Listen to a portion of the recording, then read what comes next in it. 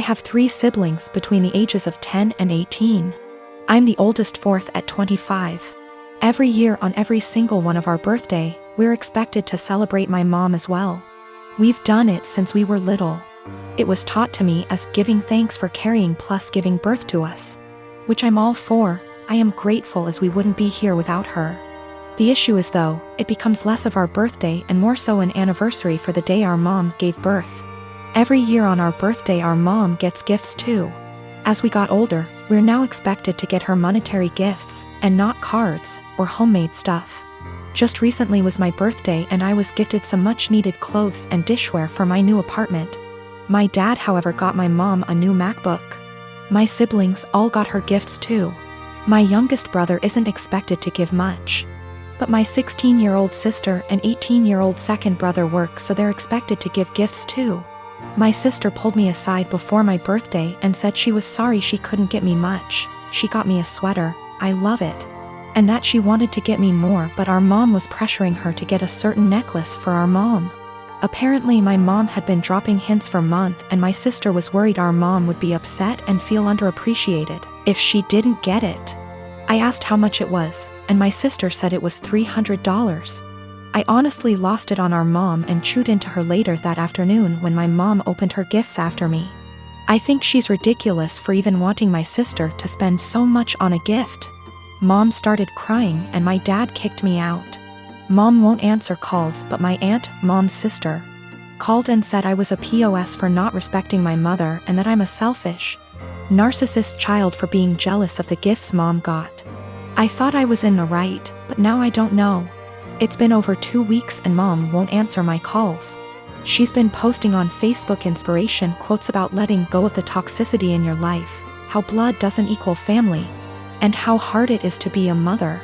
Several family members, aunt, grandma, uncle, and 2 of my cousins, are replying to the posts and are very obviously directing vague comments at me about being a horrible daughter.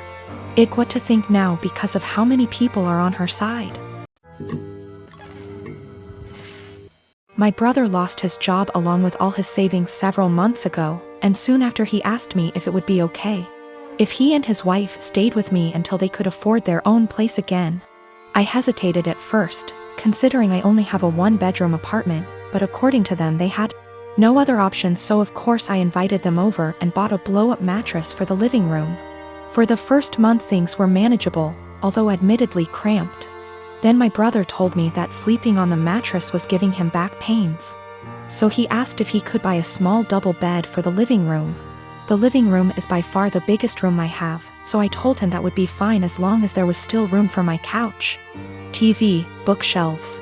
The living room is also connected to my kitchen in an open plan style.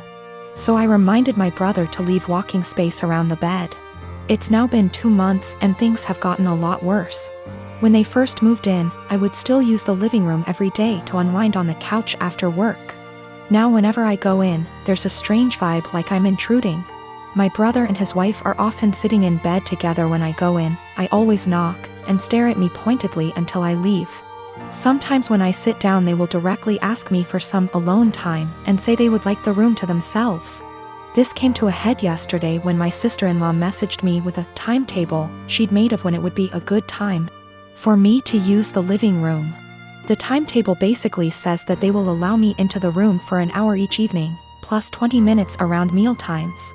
I basically shut her down instantly and told her there was no way I'd be following the timetable since in the end it's my apartment. She sent me back a huge message with a dozen paragraphs about how my constant presence was ruining her marriage with my brother and they feel like they have no privacy. I tried to talk this over with my brother that night, but when I got home neither my brother //SIL were talking to me.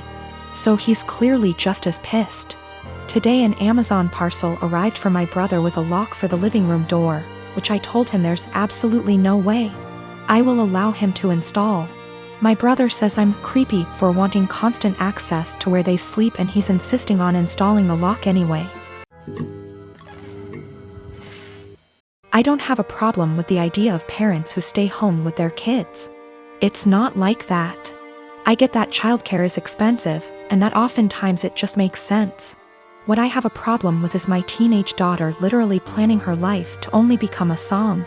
As in, no college, no jobs, no certifications, nothing at all to support herself until that time might come.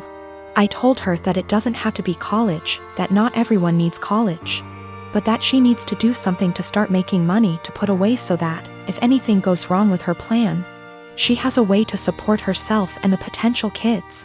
Her feedback was that her backup plan was me and my husband. She would move in with us and go from there. We would help them survive. I told her then, what happens if we die, or we're incapacitated? She said, I don't know, Mom, this is ridiculous, none of it is going to happen. I told her bluntly that I don't want her becoming Nancy Botwin 2.0, that if something happens, she needs to have a backup plan and something behind her other than relying on other people. I emphasize that again, it does not need to be college. She can start working retail to learn customer service skills that she can carry on to doing call center work from home if need be. She can start working as a receptionist somewhere. She can do any number of things. But she says no, she's going to plan to be a som. With that all in mind, I asked her, when she graduates high school, what is she going to do? She said, just try to find a husband. Maybe marry someone in the military. I asked her again, in between that time, how is she going to pay her bills? Her rent? She said she assumed she would be living at home. I told her no, and that she would be moving out. She could live at home if she gets a job or tries to get some kind of community college degree or certification. But that if she insists on being a deadbeat loser and waiting for a man to come and rescue her, she's on her own. This didn't go over well, and I am now being held up as totally unreasonable, mean, etc. I don't think I'm wrong at all. I want to set her up for a lifetime of success and happiness. If this wonderful man who comes and whisks her away, knocks her up, etc., gets injured or dies, I don't want to have her come knocking at our door because she can't afford to take care of herself. My dad died and I'm scared my family won't get along. So yesterday after my dad comes home he eats what my mom made for him. Eggs and Spam. To be clear, he has a pre-existing medical history of high blood pressure and gout. First found out when he was admitted to the hospital in 2015 when he fell ill, and we basically had to force him to go to the hospital BC he didn't want to go. He was put on medication since, with changes to them maybe a year or so ago. So back to when after he ate. My half-sister heard a thud around 740-ish and told me to check BC. She thought maybe my parents are arguing. I go down and see my dad on the kitchen floor my mom behind him a few feet away and I hear him snoring. I ask my mom a question, get worried, run back upstairs and knock on my sister's door. She calls my other sister and also tells me to stop wasting time, call 911. I was scared and frantic. I wish I called 911 or saw him when he came in so I could maybe have called sooner. They get frantic too and we all start yelling at each other and I try to maintain order also as I'm talking to 911 person. At some point in all of this my brother-in-law yells for help and I help him turn my dad onto his side. BC he said he could choke on his saliva. My dad stops snoring and we start panicking. The EMS tells us how to perform CPR but my sisters keep yelling and so I try to get them working together. They finally start working on it. One is doing compression and the other giving him air and sometimes rotating. Fire department and ambulance gets here and they start doing the same thing but also have defibrillators and honestly, I'm just in shock still. It was maybe 8:03 p.m. when they came or so, I don't remember, it's all a blur. I checked my phone for timestamp, but I called twice so I forgot when original call was placed. They called it at 8:50 p.m. and I just began to lose it. My aunt comes and my sister is trying to call my dad's work to let his bosses know. We talk about how we want my dad's arrangements and agree on cremation. BC we don't have the money for anything else but also my sister wants the remains. My mom is bipolar schizophrenic and my sisters and bro-in-law don't get along. Her because of a whole history that would keep you here forever if I tried to type it. My dad was a bad person but he still chose us and tried his best to provide regardless of his fallacies. He had my mom's back too, saying he wouldn't kick her out or place her in a mental home. My sisters kinda want that, I think, but I'm scared to talk about it. My mom is okay sometimes but also acts up BC of her mental illness sometimes, and my dad and I were her constants regardless of what happened.